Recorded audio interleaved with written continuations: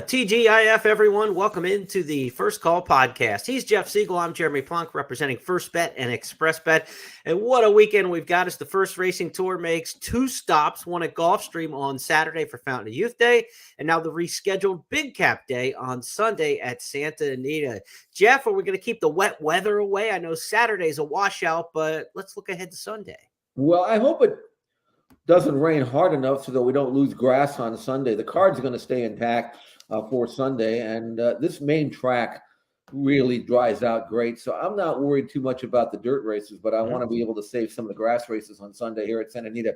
It is really going to pour again on Saturday. So we moved the race back to Sunday, the big race back to Sunday. But that's okay, because now we have great racing on Sunday here at Santa Anita and terrific racing around the country on Saturday. So we definitely get back-to-back days that we can kind of dive in with enthusiasm.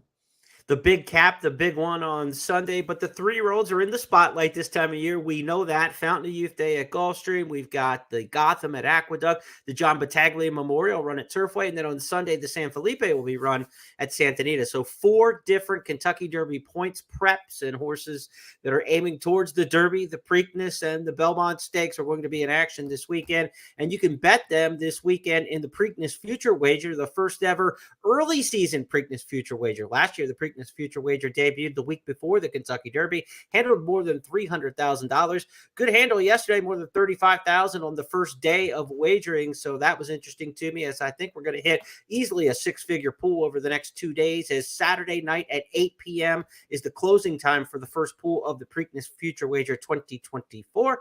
Nisos, the 2-to-1 morning line favorite or the 2-to-1 actual betting favorite after the first day of wagering. We're going to talk Nisos in just a little bit.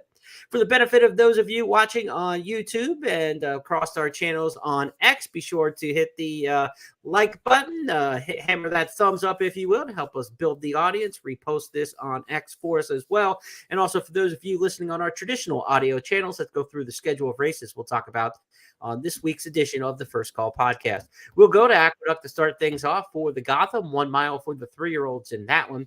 To Gulfstream Park, where there are stakes races up and down the line, 9 of them in all. Jeff singled out 3 of them for you: the McDermott, the Devona Dale, and the Fountain of Youth. We'll look at those 3 races. Then we'll turn our attention to Sunday, as the rescheduled Santa Anita card will feature the San Felipe, the Kilroe Mile, the Santa Anita Handicap, and a wrap up with the Buena Vista. Big weekend for tournaments and some changes in the tournament schedule this week. The $6,000 Ultimate Betting Challenge, that's always been on the calendar.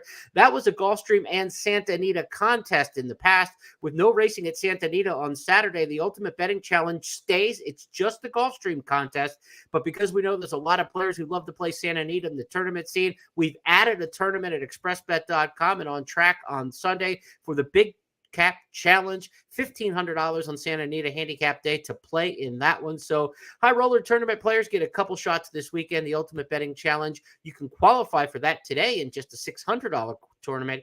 Try to get in with the feeder tournament today at Santa Anita for the Ultimate Betting Challenge coming up on Saturday. The Ultimate Betting Challenge qualifier today, or the feeder tournament, is the Gulfstream Park races. So Jeff Siegel, let's talk about all the big races we've got coming up this weekend, the wagering opportunities that go with them.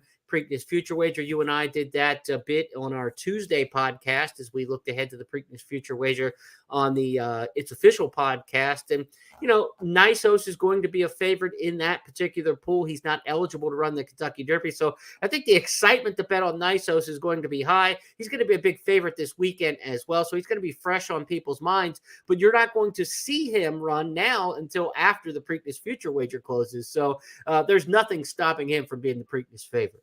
For sure, and he'll only have 2 races to go. He'll have the race this weekend, and then most likely the Santa Anita Derby, I would think, and then he'll have 6 weeks off in between that and the Preakness. But he's such a good moving horse, and he trains so hard, so well, I should say, not hard, but well. I don't think the layoff would bother him in the least.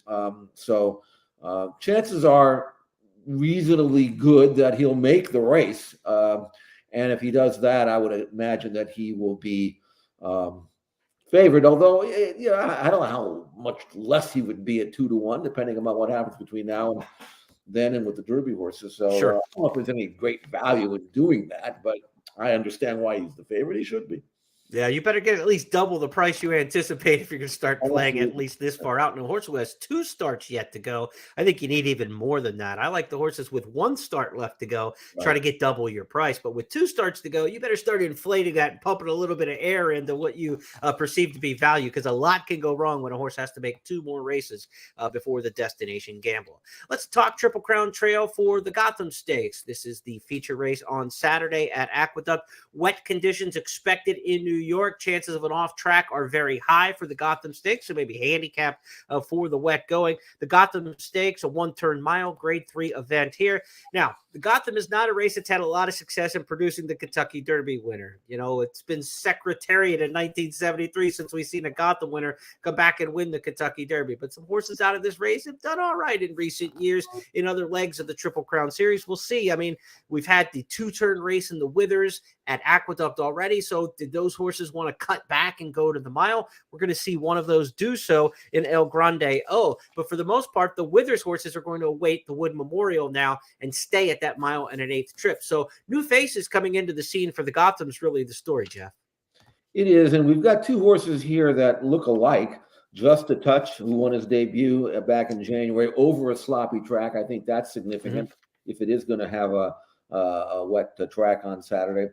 You have Deterministic launching a comeback for Christophe Clement, very visually pleasing in his victory at Saratoga last August.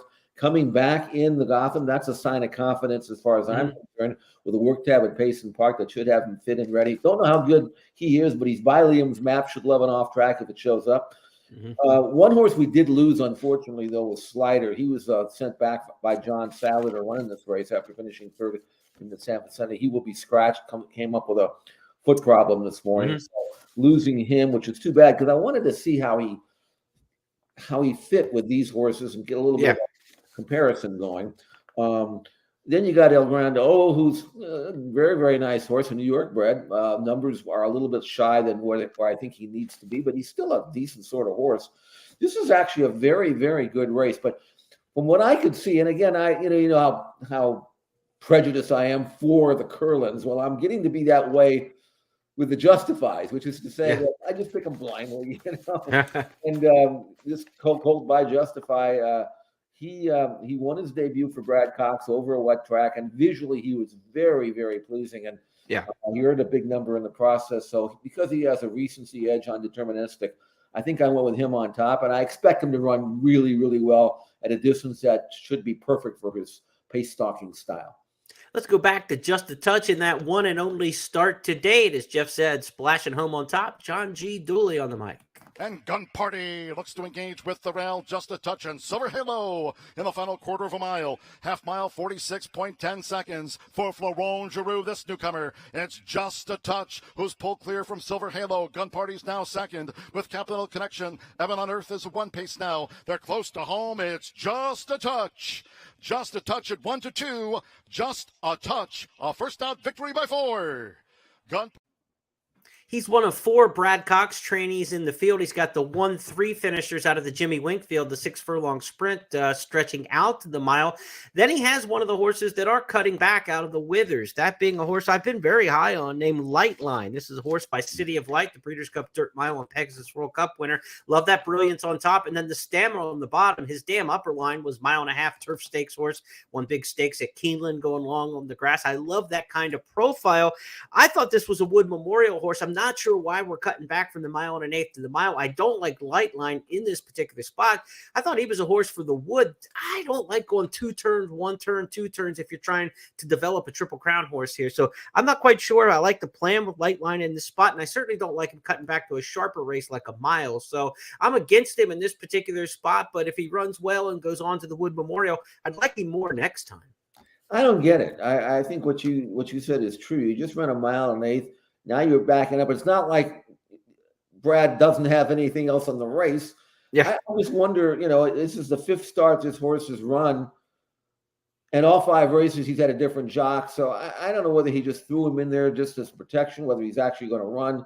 There's certainly enough 2-turn races around the country that he could point for. He's run all 2 turns. He's never run around 1 turn. So Yeah, I don't understand weird that. time to do it, I think. Yeah, and again, this is a quality race. This is I mean, we mentioned about these horses may not be Derby type horses because of the history of the race, but it doesn't mean these horses aren't good. They are good, right? And that's why I'm saying I'm very curious to see what Just a Touch does. Deterministic, a few others in here that have a right to run well. And then again, if they do run well, you can always say, well, it was the off track. So, if that fact it will be, but I'm still very interested to see this race. It could have some really nice horses in it. Bergen, another Brad Cox horse coming off a muddy track win in the Wingfield. I think he's pretty good as well. I think he certainly can get a mile. So there you have it. I mean, it's just a competitive race. Let's turn our attention now to Gulfstream Park, as we've got 3 races for you to handicap: the McDermott, the Devona Dale, and of course the featured Fountain of Youth. Fountain of Youth Day at Gulfstream Park includes all these stakes races, 9 of them in all 150,000 and up, including the $400,000 Fountain of Youth, the featured race, which will go on the end of a 14 race card. And a big day for playing exactas at Gulfstream Park. If you're playing with First Bet and Express Bet, boy, do we got a deal for you. If you can hit 6 exactas on the 14 race card, that's exactas in 6 different races of the 14, you're going to share in $25,000 in bonus cash, $20,000 split to anybody who hits 6 or more exactas. If you hit the most exactas of any player in the contest, you're going to share in $5,000 in bonus money. Last week, we ran the same promotion for the same amount of money at Oaklawn Park during the Rebel Stakes. Each player took home about $388 in additional money that hit 6 or more exactas. Then there were, I believe, the number of players were 7 or 8, I think, that hit they hit the most and shared that $5,000 bonus. They each took home another $700 or so. So a good way to pad your bankroll. I mean, it's free money added to your account balance. Swell it up. Play exactas this weekend. And for a little help on betting the exactas this week, we put a little all-star exacta team together. Myself, Jeff, Brian Nato, Ron Nicoletti from Gulfstream Park. You can check that out in the blog section at expressbet.com and at news.first.com, where we give our all-star exactathon picks for each of the races. So all 14, we divided the races up there. Check that out, the exactathon, only with First Bet and Express Bet.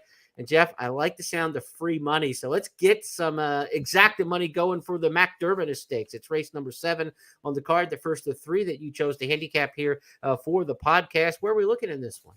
Well, I'm going to look at 3 horses. I think Main Event is going to make the running from the rail. He got run over in the Pegasus, but this is a whole different pace concept for him. And he did win the Fort Lauderdale 2 races back, so he's the kind of horse where if you leave alone, he can take you a long way, and he's won 3 out of 5 at Gulfstream. So I used him. Tawny Port, who was going to probably draft over and sit second, and he can win a marathon. He won at Saratoga, won the John's Call. Again, was a little disappointing at Keeneland, but he's fresh, coming back for Christophe Clement, which always makes him dangerous.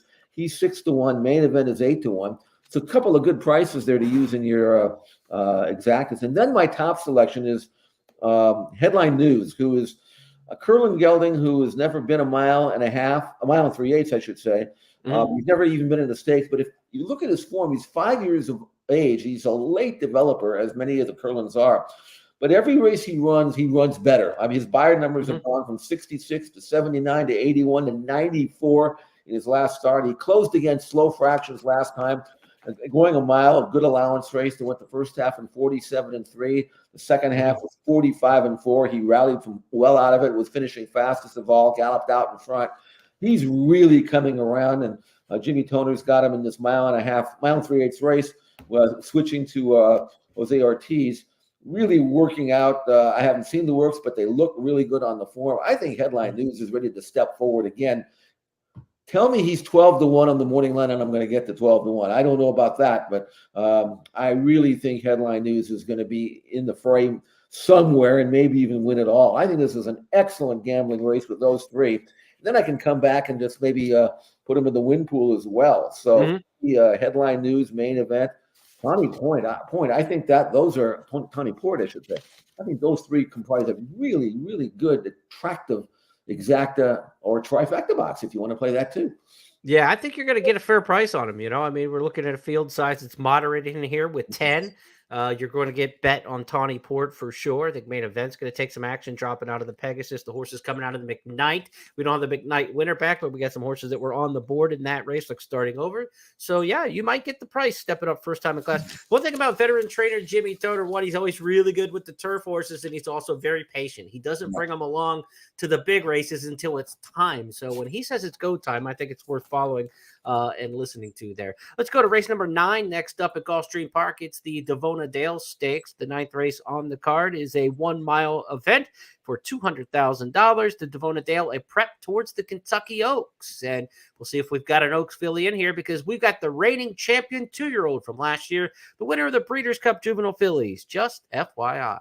Just FYI to the outside. Jody's Pride between them. Candide is coming 5 wide, and they're into the stretch. Just FYI. Tamara to the inside now has given way. It is just FYI in front from Jody's Pride, and Candide on the outside. Camera is back to 4th. Just FYI, Jody's Pride, and on the outside, Candide. Here is the wire. Just FYI, she's a champ. Jeff, sometimes you got to watch replays back because your memory will kind of glorify something sometimes. I remembered her winning that race a lot more convincingly. It was closer at the finish. I liked her that day. She won, paid a nice price. So maybe my excitement in rushing to go cash a ticket was the reason I felt like it was more dominant than it was. But it was a very good win for her, where Tamara was expected to be, the big favorite in that race. And she just didn't fire and obviously went amiss there. So what do we make of the return for Just FYI as she comes back in this 1-turn mile? Well, sometimes you have to look at the race and remember why you liked it as much as you liked it. And the reason why I liked it is because she had the 12 hole and going with 12 runners in it, and was able to get over and press a 22-2, 46 and change half. Yeah. I didn't think she could put away Tamara and continue on and do that. And that, to me, was a wow race, even though it looked like she was life and death to do it. But that's a tough gig from way out there in Santa Anita. The hard work was done early, is what you're saying. Absolutely. Yeah. I mean, she had every reason to. Now, of course, at the time, I didn't know Tamara came out of the race worse for wear. But for her to get over from the 12 hole, put her away, as good a filly as Tamara was going in, that's what I remember. And now she comes back for Bill Mott, who, by the way, according to the stats I'm looking at in the DRF, 27% with a massive flat bet profit with layoff horses. Yeah. And if you look at her work pattern over the deep Payson Park track, series of good, solid works. They don't work fast there at Payson, but you can get really fit there. And a 1-turn mile in a race with plenty of pace, she can kind of sit back, come out of the gate, kind of gather her momentum and just kind of sit and then make one run. And I think that's what they're going to do with her. And while she may not be 100% cranked up, I think she's going to outclass this field, especially in a race in which the race shape is going to be in her favor. I also wanted to mention, if you're looking for an exacta partner in this race, look at Queen's Martini, who I think might be a really good 1-turn type of horse. And she's going to lay back and be apart from the pace, which I think could be contested. Leslie Rose is going to bust out from the inside. She'll show speed. There's a few others in here. Fiona's Magic, into Champagne on the outside will be close up. I think this race is going to set up nicely for some horses that can settle in the mid-pack. Just FYI can do that. And I think Queen's Martini can be doing that as well. So those are the two. But I expect Just FYI to come back as well as she left, and that makes her, in my way, thinking the horse to beat, and maybe not a great gamble at 7-5, but I think she's got a very good chance to win. Fun race, field of 8 with 3 undefeated fillies. The rubber will meet the road. We'll see what happens when all those undefeateds match up. And Jeff, just for the record at this point, we are 3 races into the handicapping. You now have 2 Justifies and a Curlin. Well, no, I mean, that's why I was able to do this in 5 minutes. I mean, I don't have to go and look at tapes and stuff like that. Okay, there's a win. I am a creature of habit. If I see a Curlin, I'm not even sure. In fact, I know I'm not even done with the Curlins yet. All right. Well, I got another Curlin, I think. So go from there. All right. Let's turn the page now to the Fountain of Youth Stakes. It's race number 14 on the card, the finale on that big program at Gulfstream Park again with the $25,000 exactathon.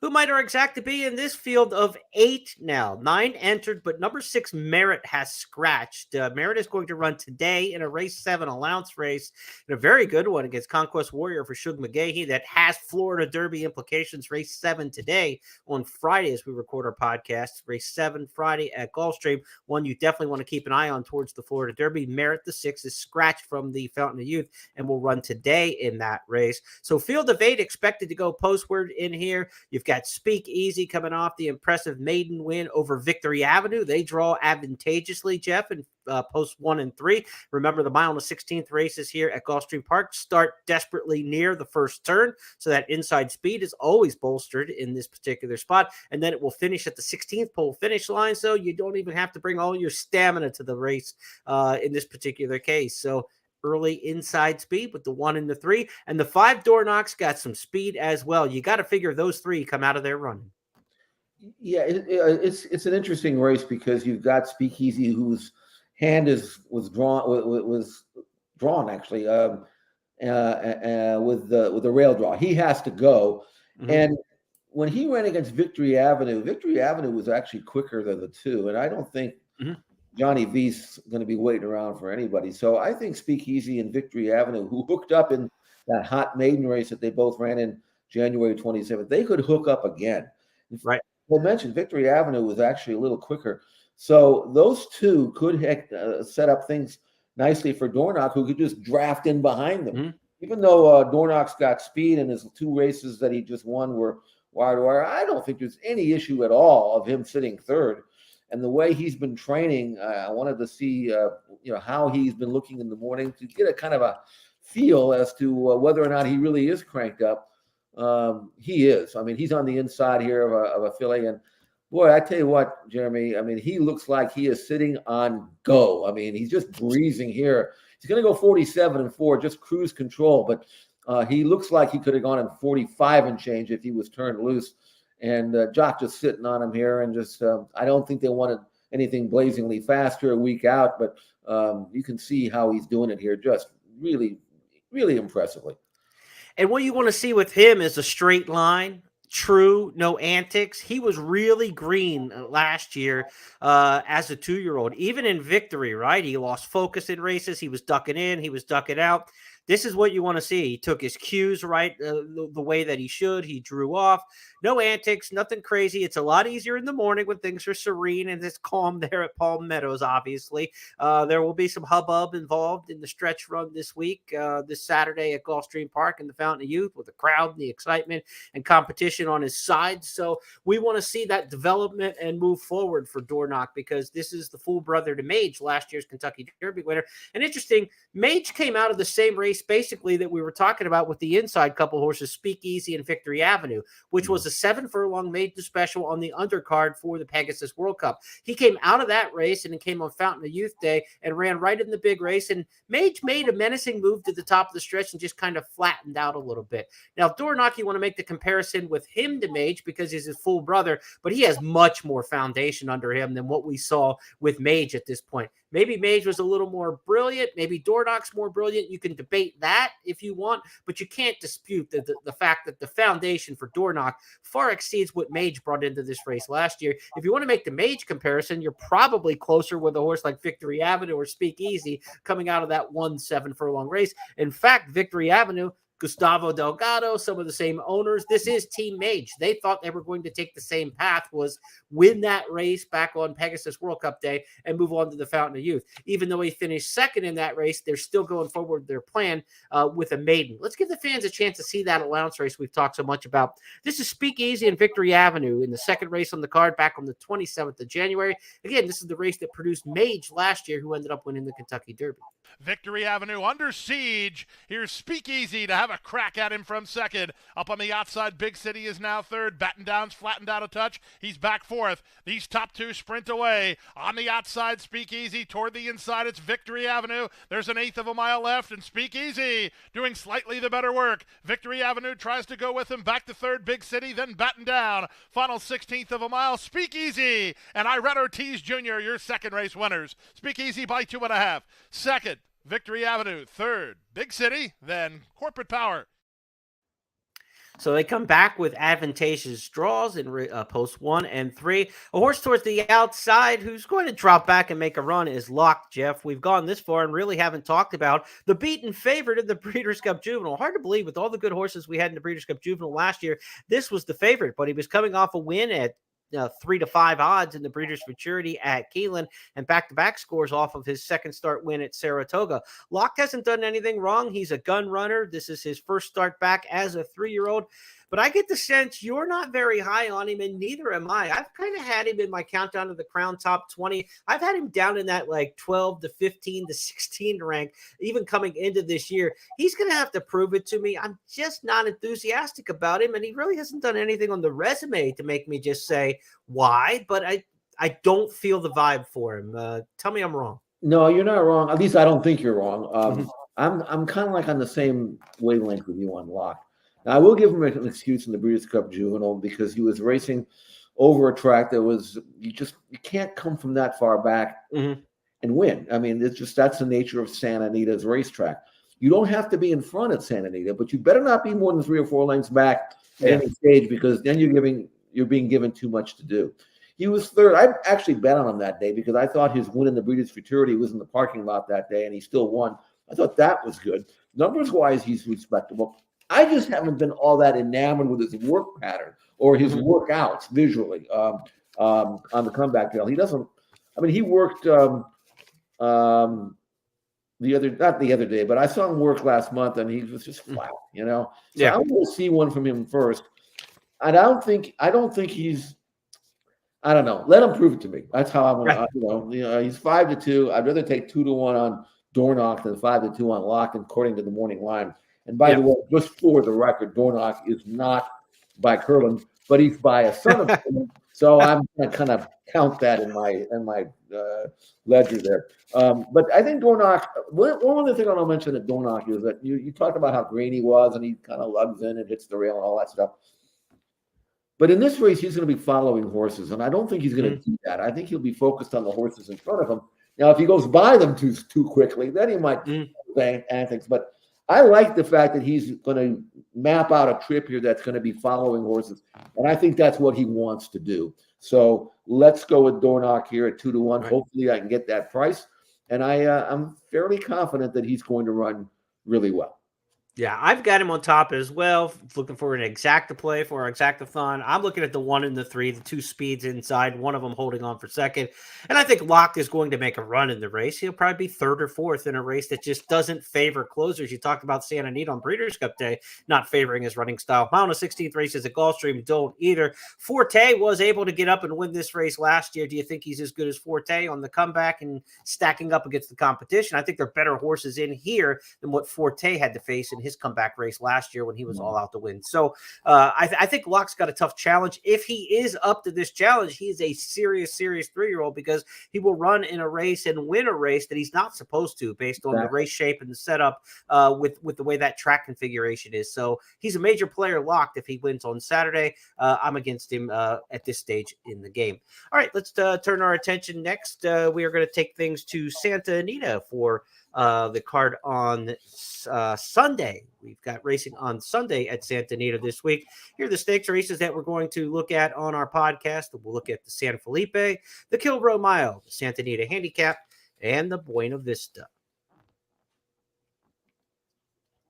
Big Cap Day at Santa Anita's got 4 major stakes races for you. 3 $400,000 toppers, the Santa Anita Handicap, the Kilrow Mile, the San Felipe for the 3-year-olds, and we'll wrap things up with the Buena Vista, final race on the card for the distaffers on the turf. Jeremy Plonk, Jeff Siegel here on the First Call podcast with our Sunday preview for Santa Anita's big races. Jeff, let's start with the San Felipe Stakes. Mile 16th, this is the main local prep race left for the Santa Anita Derby Series, with Bob Baffert winning this race seemingly every year. It goes over time. I mean, I did a stat for Countdown to the Crown. In the last 20 prep races at Santa Anita for the 3-year-old ranks, Bob Baffert has 16 wins and 4 second-place finishes in the races he's lost. And, Jeff, of the 4 of 20 that he lost, 2 of them went on to win the Kentucky Derby. Authentic and then Medina Spirit, of course, then subsequently disqualified. But Baffert is just too tough to topple when we talk about the 3-year-olds at Santa Anita, and he's got 3 of the 5 in this year's San Felipe. And it makes you wonder why other owners or trainers, other than what Bob Baffert has, even bother to send their horses out here to California. They're not going to beat Baffert. They just never have. They never will. And you've got some nice horses in here that are just kind of, I don't know, banging their head against the wall here. But that's the way it is. They're here, so they'll try to run second. I guess nobody's beating Nisos. Nobody can possibly think they're going to beat Nisos if Nisos shows up with anything close to what he's done and the way he's been training, Jeremy. He looks even better, if that's possible, than he ever has. Here's a breeze the other day, and a minute and a fifth, easy as you can be. Never even, I don't know, spending 50% of his energy, if not that. Yeah. Changes leads, coasts home. You can't look any better than this. And it's not like he isn't running great either. So it's not like, oh, well, he's going to run better. No, he didn't have to. This was just eye-opening. And when you look at Nisos, he's got the 3 victories in the afternoon by 26 combined lengths, including the 2-turn race last time out in the Bob Lewis. So you don't have the 2-turn question. You're just talking about going from a mile to a mile and a 16th.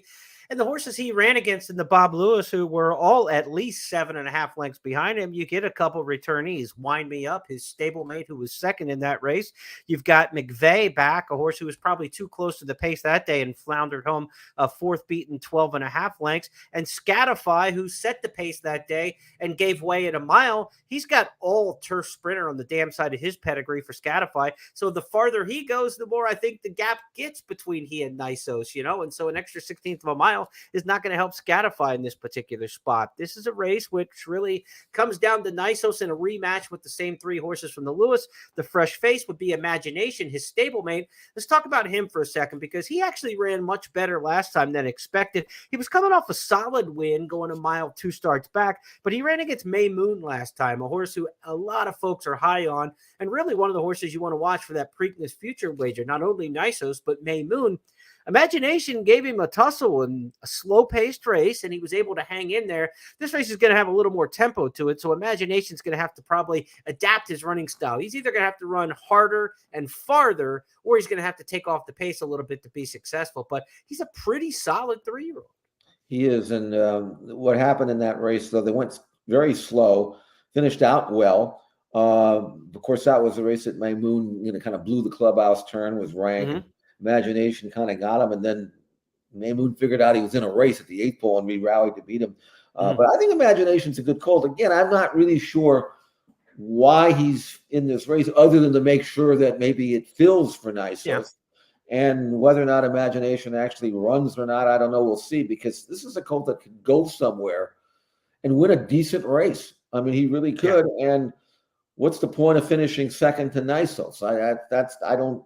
Unless Bob thinks Nisos is vulnerable, which I know he doesn't. So I don't know. He's in the race, but then Bob also has Wind Me Up in there to cut out the fractions and kind of maybe ensure that there's a decent pace for Nisos. Mm-hmm. He doesn't really need Imagination in there. So I don't know. But that's the way to look. I mean, look at a horse like McVeigh. He's a maiden, okay? First time out, he gets beat by Wind Me Up. Second time out, he gets beat by May Moon. Last time, he gets beat by Nisos. Right. What's the point of this? If I owed McVeigh, do you think he'd be in California? There's no way. He'd be somewhere, but not here. And unfortunately, I think that's what happens to our 3-year-old crop here in the West Coast, where the good ones just aren't here, and that allows Bob Baffert to kind of, I don't know, orchestrate the whole thing. One thing about McVeigh, we're going to go back and watch the replay of the Lewis. He was really floundering. You're going to see him 3-4 wide around the quarter pole, and he looks like he's going to be completely out of it, as he stayed on reasonably well from that point for a horse who looked like he was absolutely done and kind of got things back together. He's had a big workout since. Maybe he's a horse who can improve a little bit here and pass some horses if you're looking for an exacta play in the San Felipe. But let's go back and watch Nisos in total dominance in the Bob Lewis. Scatify with a 1/4 mile to go has led throughout. Nisos let loose with a huge bid on the outside, though, at the 3/16. Nisos blows by the competition and turns it on. Wind Me Up in a battle for second with Scatify. Nisos passing the two-turn test beautifully, geared down to stroll in by 7 lengths. It's all Nisos in the San Felipe from Jeff and I. Let's go next to the Kilroe Mile. That'll be race number 7 on the card, back-to-back. If you're looking to gamble, and we know you are, you might not find the exacta you like in race number 6. So a daily double is really the better way to go because you got a little more field size to work with. And looking at a double in races 6 to 7, you might get more value that way than playing the exacta intra-race with Nisos. So Kilroe Mile up next in the 7th race, Jeff, grade 1, $300,000 purse here. Who might we pair up in a double going back-to-back behind Nisos? You know how high I am with on Easter. I mentioned I thought he was as good a middle distance for us in North America after he won the San Gabriel. He's now won 3 in a row. 6 years of age, not overly raced. He's only had 19 starts, never been better. 2 for 2 at Santa Anita, and I mentioned he's won 3 in a row. He's got a devastating late kick.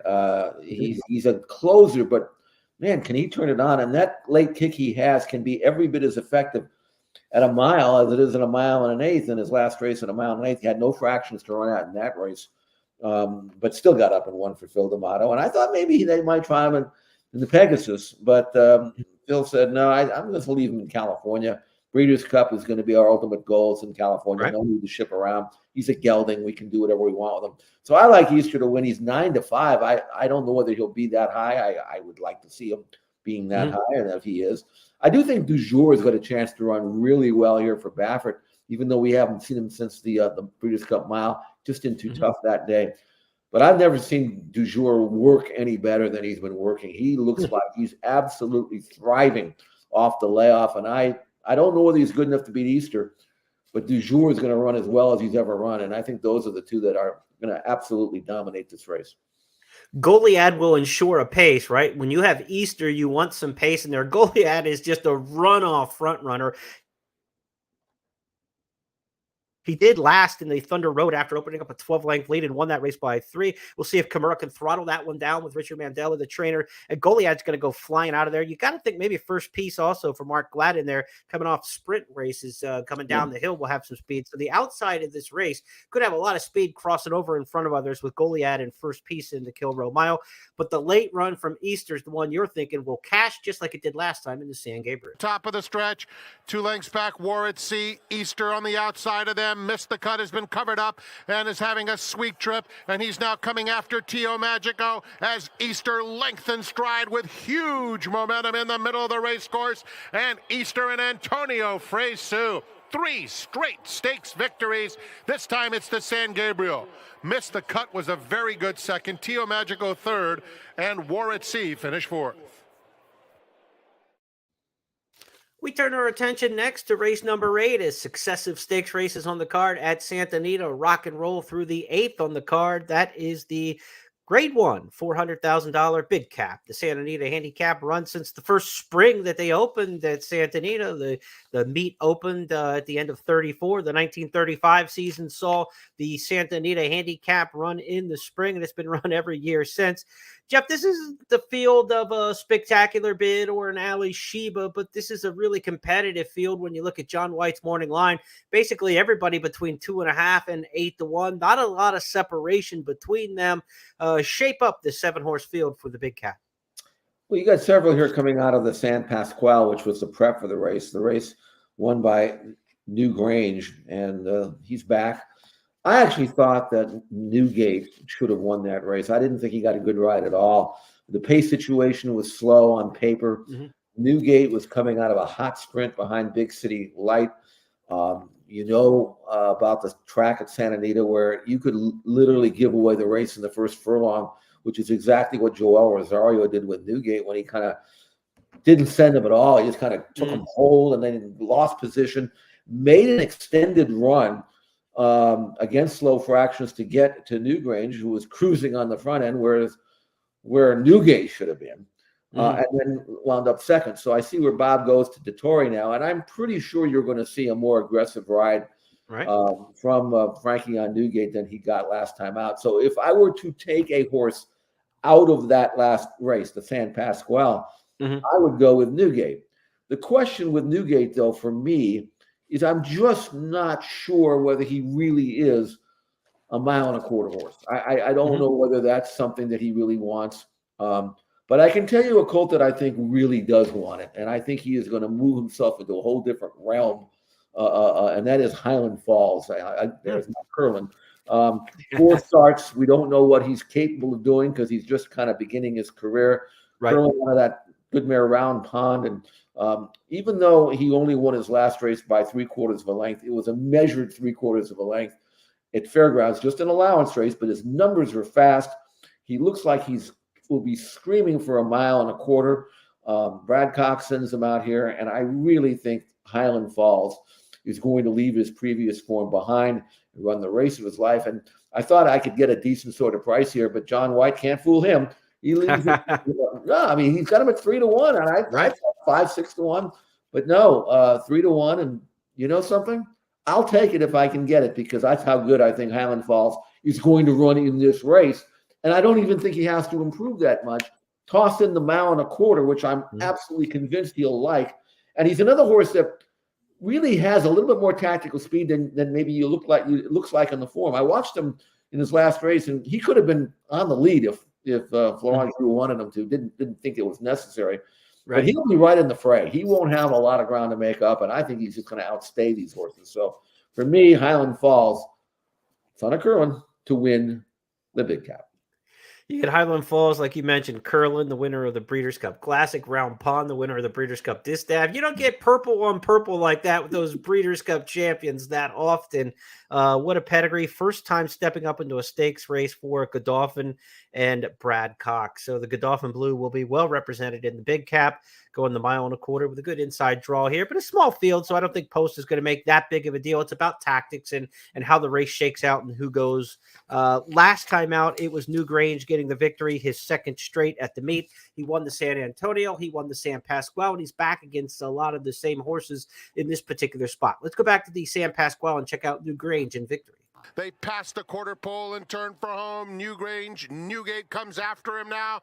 These two are going to square off at the 8th pole. A good effort from Two Rivers over, who's fighting down at the rail, and then Mixto past the 8th pole. Newgrange still in front, a length and a half. Newgate giving it his all, but Newgrange has plenty left in the tank, and it's back-to-back in the San Pasquale for Newgrange under Victor Espinoza. Newgate solid in defeat. Mixto was finishing nicely.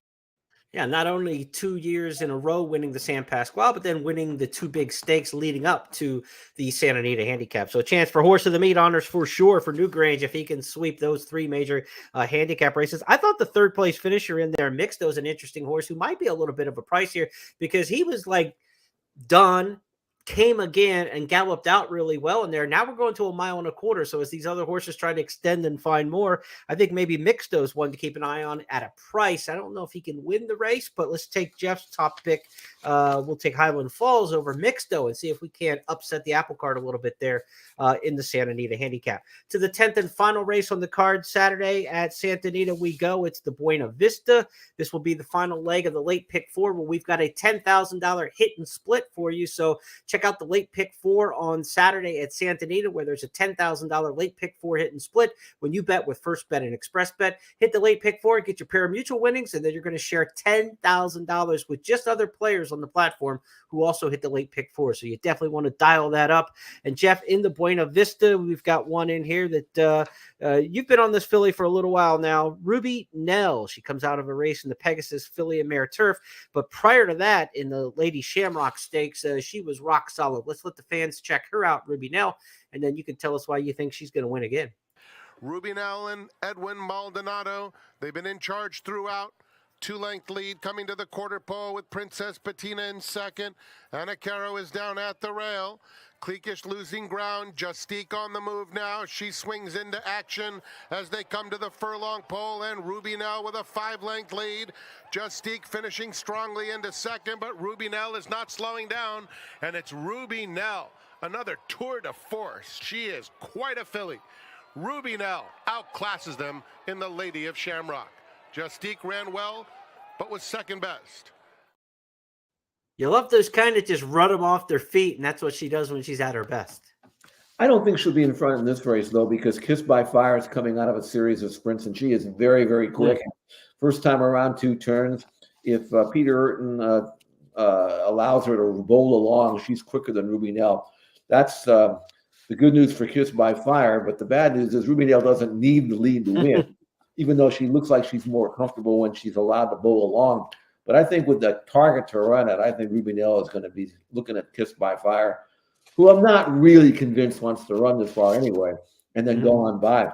Now, in her, I liked her in the Pegasus World Cup. I thought she was going to be on the front end that day based on her Lady Shamrock race, which we just saw, a race in which she went 22 flat, 45 and 2, and 109 and 2. Then in the Pegasus World Cup filly and mare turf, they go 24-4, 48-3, 112 flat, and she's being strangled back in a final wall of horses. Stayed on well, but I think by that time Ruby Nell had just gotten mad. I mean, she wanted to go, and she was behind horses. She didn't leave all that cleanly. I don't want to blame the rider because I don't think he wanted to rush her up after a kind of a sluggish start, which, by the way, Ruby Nell has a history of not getting out all that cleanly. So some of that trouble is self-caused. But if she doesn't have to pop the gate, but if she just comes out cleanly, I think she's going to find herself in a great spot and then take advantage of it over a course that she clearly loves. 5 starts, 4 wins in a second. So we know that she's going to like that. And I do think that she's given the trip that I think she's going to get. I think she'll be just fine. 7-2. I like Ruby Nell to win the Buena Vista.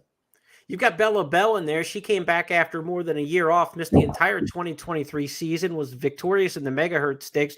She's had 5 starts since coming to the U.S. from the UK, and she's never been beaten in California by a California horse. The 2 horses who beat her were Gina Romantica coming west and McCulloch for Chad Brown running 1-2 in the Queen Elizabeth II Challenge Cup when she went to Keeneland. And then she got beat by Spenderella, who came west for Graham Motion, and when they beat her in the Del Mar Oaks. She's never been beaten by the West Coast fillies.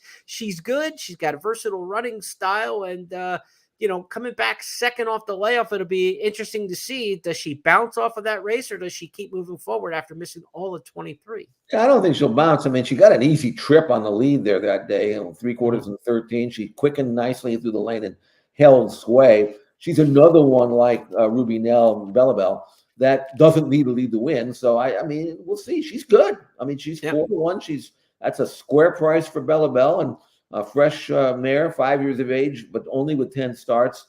2 for 2 at Santa Anita, 4 out of 10 overall. Pratt rides her back. I mean, she is going to give Ruby Nell all she can handle from the furlong pole to the wire, and she could easily be this good. I mean, it's a good race. I mean, it's a grade 2, but these are among the best that we've got to offer her in this division. It'll be a very, very good race to wager on. You're going to get a solid price no matter who you like.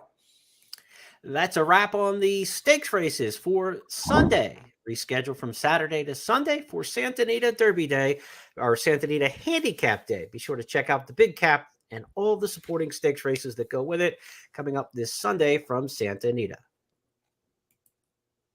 That's going to wrap up our First Call podcast for this Friday. Hopefully you enjoyed the previews of Fountain of Youth Day at Gulfstream, the Gotham Stakes at Aqueduct, and also the big one at Santa Anita, now moved to Sunday, the Santa Anita Handicap Day card. One other stakes race for the 3-year-olds this weekend that we didn't get a chance to talk about is the John Battaglia Memorial. That's coming up Saturday night at Turfway.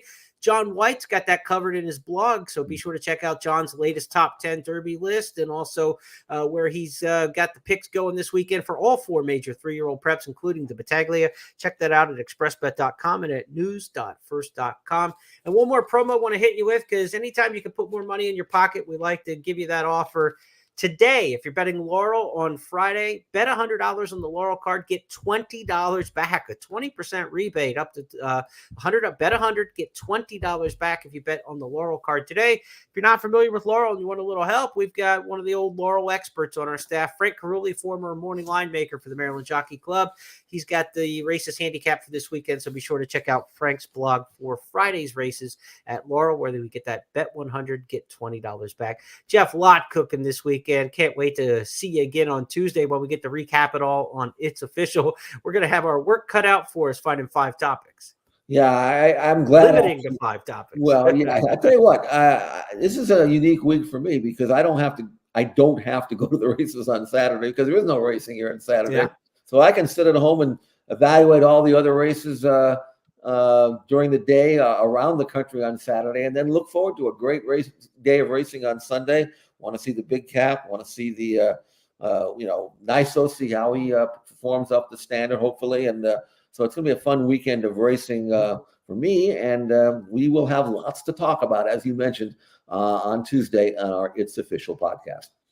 That'll wrap it up for today. Good luck, everybody. And we will see you on Tuesday.